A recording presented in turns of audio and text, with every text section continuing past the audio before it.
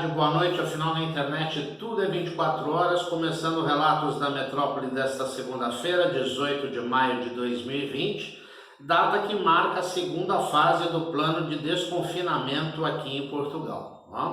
Então vamos a primeiro um resumo do que aconteceu nessas últimas 2 semanas. Portugal deu início a esse plano de desconfinamento a partir do dia 4 de maio, como você pôde acompanhar nos vídeos anteriores, onde pequenos estabelecimentos começaram a reabrir e foi permitida, enfim, transportes coletivos, etc e tal.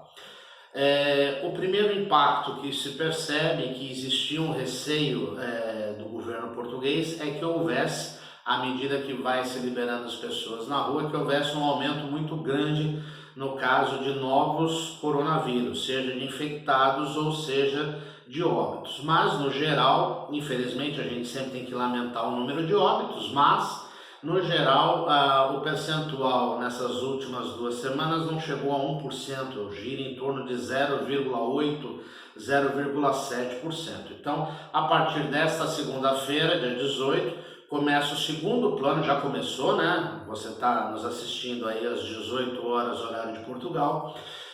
Começou a segunda parte desse plano de desconfinamento, onde vai ser reabertos os estabelecimentos de médio porte e também vão ser reabertos museus, casas de espetáculos, sempre lembrando, com a devida restaurantes maiores também, mas sempre lembrando, com a devida limitação, tá certo? Então, os estabelecimentos eles não vão poder mais encher. Então, por exemplo, se você tem um restaurante aí que tem capacidade para 80 pessoas, provavelmente ele vai ter que dispor de no máximo 40 pessoas, se não for menos, para manter a distância que se coloca aí de pelo menos 1,5 m a 2 metros entre as pessoas, né? Esse é o primeiro aspecto. Um segundo aspecto também é o uso determinado, obrigatório de máscaras e luvas e álcool gel. Luvas não é obrigatório, mas o uso de máscara para qualquer coisa é obrigatório. Às vezes é até estranho, porque às vezes você está aqui na sua vizinhança, etc., vai fazer uma compra, tomar um café, desce sem máscara, o povo já te olha de cara feia. Então aqui realmente a questão do uso da máscara, ele é respeitado e ele é condição fundamental sine qua non para que haja o combate efetivo em relação ao coronavírus, né? O uso de luvas também, principalmente no transporte público, e manter sempre a higienização das mãos com álcool gel.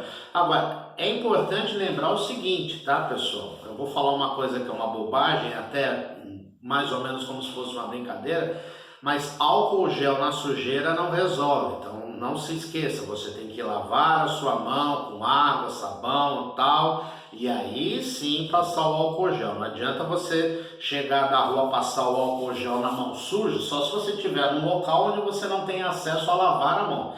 Mas o ideal é que você lave primeiro a mão e depois passe o álcool gel. O segundo aspecto do relato da metrópole desta semana houve uma feira de automóvel na semana passada aqui em Portugal, que contou com a presença do primeiro-ministro António Costa e do presidente da República, Marcelo Rebelo de Sousa, falando muito a respeito da pandemia, falando muito a respeito da retomada da economia, e já começa algumas discussões políticas, sabendo-se que no final do ano nós temos eleições para a Assembleia da República e em 2021 teremos eleições para o Presidente da República. E o primeiro-ministro António Costa já meio que lançou, talvez como um balão de ensaio, como bom político que é, o nome do presidente Marcelo Rebelo de Sousa para a sua reeleição. Marcelo Rebelo de Sousa, que também não é bobo nem nada, desconversou, disse que é muito cedo para falar no assunto, que primeiro nós temos que combater a pandemia, coisa que Portugal está fazendo e está fazendo muito bem, como a gente sempre tem relembrado nos programas. Agora, o problema é explicar para os brasileiros aqui em Portugal e para os portugueses, explicar o Brasil. Nem preciso dizer que o pedido de demissão do ministro da Saúde, Nelson Taixe, na última sexta-feira, segundo o ministro que saiu em menos de 30 dias, deixou ainda mais um ponto de interrogação, uma série de incertezas em relação ao combate do coronavírus no Brasil. E isso é preocupante para nós brasileiros que temos familiares, amigos, negócios, pessoas, enfim, do nosso relacionamento.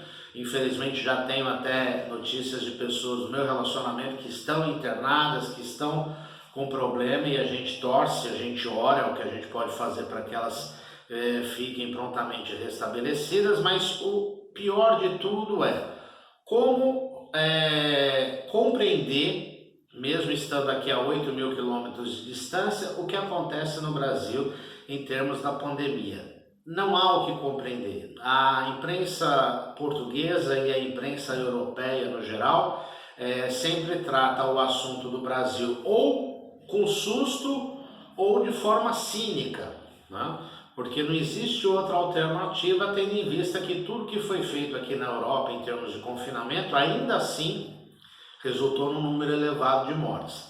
E, infelizmente, o número de mortos no Brasil só vai crescendo dia a dia. No momento que eu gravo esse programa, nós já estamos batendo na casa de 15.000 mortos no Brasil, quer dizer, já passou os 5.000, já passou os 10.000, as coisas vão crescendo de forma geométrica e isso gera muita incerteza e muita tristeza para nós que estamos aqui. Então vamos torcer para que realmente chegue alguém que resolva a questão ou pelo menos minimize a questão da infecção e do número de mortes no Brasil, porque a Europa já está, né, saindo do progresso mais alto da pandemia, tá?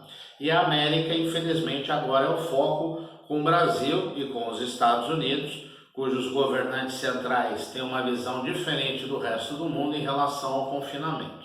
E vamos torcer para que dias melhores virão, porque sim, eles virão. Um abraço a todos e até o próximo programa.